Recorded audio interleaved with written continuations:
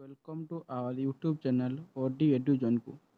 आज आपनको पई everyday science रु किछि क्वेश्चन आछि जहाँकि परीक्षा आसे एवं आगु मध्य आसीबो। चलନ୍ତୁ देखिबा आज प्रथम प्रश्न। सकाळ सूर्यकिरण पड़िले विटामिन डे तैयारी हुए। सकाळ सूर्यकिरण पड़िले विटामिन डे तैयारी हुए, यह प्राय समस्त जानिथिबे। विटामिन डी तैयारी हुए। सकाळ प्रथम किरण पड़िले विटामिन डी तैयारी होइथाय। नेक्स्ट क्वेश्चन, गाई और मईंषि क्षीर में विटामिन डैश न थाए। गाई और मईंषि क्षीर में विटामिन डैश न थाए। गाई और मईंषि क्षीर में विटामिन सी न थाए, एटाई मध्य समस्ते जानिथिबे। कपा चाष पई डैश मृत्तिका आवश्यक। कपा चाष पई डैश मृत्तिका आवश्यक। Option A Ballia, option B दोरसा, option C पटु, ऑप्शन डी कृष्ण कार्पास। यार सठिक उत्तर होची कृष्ण कार्पास। कपा चाष पई कृष्ण कार्पास मृत्तिका आवश्यक। नेक्स्ट क्वेश्चन, क्वेश्चन नंबर 4, केउठी एक प्रकार द्रवण नुहे। केउठी एक प्रकार द्रवण नुहे। ऑप्शन ए परितृप्त, ऑप्शन बी असंतृप्त, ऑप्शन सी संतृप्त, ऑप्शन डी असंतृप्त अति संतृप्त। तो यार सठिक उत्तर होची परितृप्त। परितृप्त होची सठिक उत्तर। परितृप्त एक प्रकार द्रवण नुहे। उद्भिद डैश प्रक्रिया द्वारा शरीर निर्गत वर्ज्यवस्तु निष्कासन करता है। उद्भिद डैश प्रक्रिया द्वारा शरीर निर्गत वर्ज्यवस्तु निष्कासन करता है। ऑप्शन ए रेचन, ऑप्शन बी पाचन, ऑप्शन सी श्वसन, ऑप्शन डी चलन। तो यार सठिक उत्तर होची ऑप्शन ए रेचन। नेक्स्ट क्वेश्चन, उद्भिद और प्राणी मानकर वासस्थान और तार चतुर्पार्श्व को डैश कहा जाए। उद्भिद और प्राणी मानकर वासस्थान और तार चतुर्पार्श्व को डैश कहा जाए।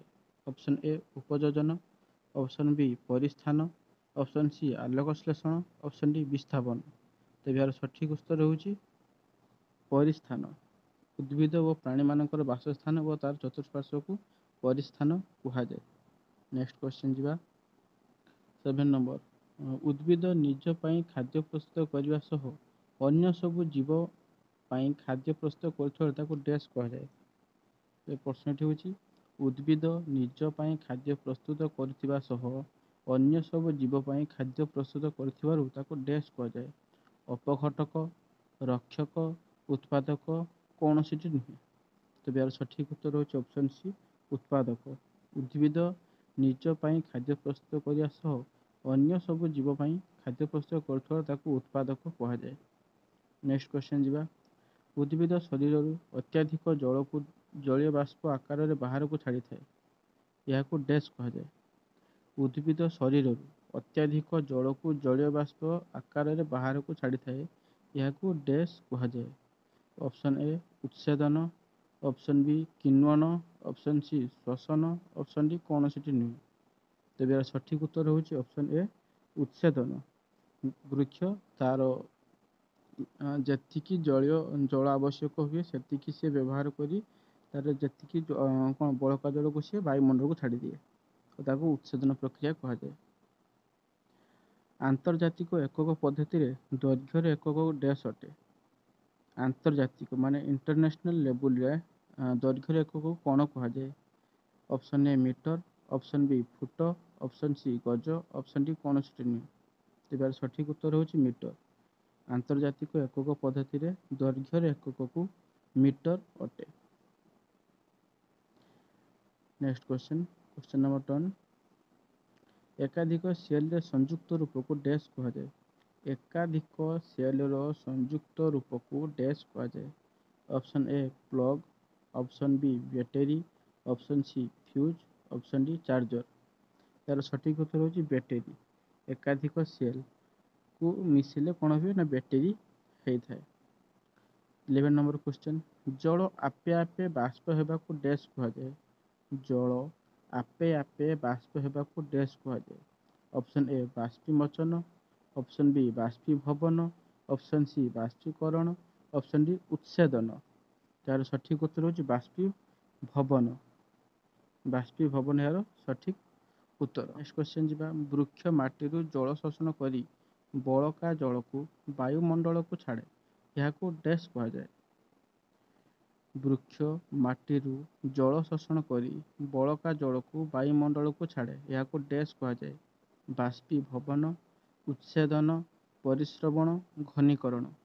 ତେବେ ଆମେ ଏହାକୁ ଆଗରୁ ଦେଖୁଛେ, ଏହାକୁ କ'ଣ କୁହାଯାଏ ନା ଉଚ୍ଛେଦନ କୁହାଯାଏ, ପଢ଼ିଛେ। ନେକ୍ସଟ କ୍ୱେଶ୍ଚନ୍ ଯିବା। ମାର୍ଚ୍ଚ 22 ତାରିଖ ଡ୍ୟାସ୍ ଦିବସ ରୂପେ ପାଳିତ ହୁଏ। ମାର୍ଚ୍ଚ 22 ତାରିଖ ଡ୍ୟାସ୍ ଦିବସ ରୂପେ ପାଳିତ ହୁଏ। ଅପସନ୍ ଏ ବିଶ୍ୱ ଆଲୋକ ଦିବସ, ଅପସନ୍ ବି ବିଶ୍ୱ ସ୍ୱାସ୍ଥ୍ୟ ଦିବସ, ଅପସନ୍ ସି ବିଶ୍ୱ ଜଳ ଦିବସ, ଅପସନ୍ ଡି ବିଶ୍ୱ ଏଡ୍ସ ଦିବସ। ତେବେ ଏହାର ସଠିକ୍ ଉତ୍ତର ହେଉଛି ଅପସନ୍ ବି ବିଶ୍ୱ ସ୍ୱାସ୍ଥ୍ୟ ଦିବସ। ମାର୍ଚ୍ଚ 22 ତାରିଖକୁ ବିଶ୍ୱ ସ୍ୱାସ୍ଥ୍ୟ ଦିବସ ରୂପରେ ପାଳନ କରାଯାଏ। ଆମ ଦେଶରେ ଡ୍ୟାସ୍ ମସିହାରେ ବନ୍ୟଜୀବନ ସୁରକ୍ଷା ଆଇନ ପ୍ରଣୀତ ହୋଇଥିଲା। ଆମ ଦେଶରେ ଡ୍ୟାସ୍ ମସିହାରେ ବନ୍ୟଜୀବନ ସୁରକ୍ଷା ଆଇନ ପ୍ରଣୀତ ହୋଇଥିଲା। Option A 1942, option B 1982, option C 1972, option D 1992। ତେବେ ସଠିକ୍ ଉତ୍ତର ହେଉଛି option C 1972। Next question 15 number question, last question. Dash gas ତାପମାତ୍ରା ବୃଦ୍ଧି ପାଇଁ ଦାୟୀ। କେଉଁ ଗ୍ୟାସ୍ ବା ଡ୍ୟାସ୍ ଗ୍ୟାସ୍ ତାପମାତ୍ରା ବୃଦ୍ଧି ପାଇଁ ଦାୟୀ? Option A CO2, option B N2, option C O2, option D CH4। ଏହାର ସଠିକ୍ ଉତ୍ତର ହେଉଛି CO2, carbon dioxide. Carbon dioxide ପାଇଁ ତାପମାତ୍ରା ବୃଦ୍ଧି ହେଉଛି। ତ ଧନ୍ୟବାଦ, ଆଜି ପାଇଁ ଏତିକି ଥିଲା।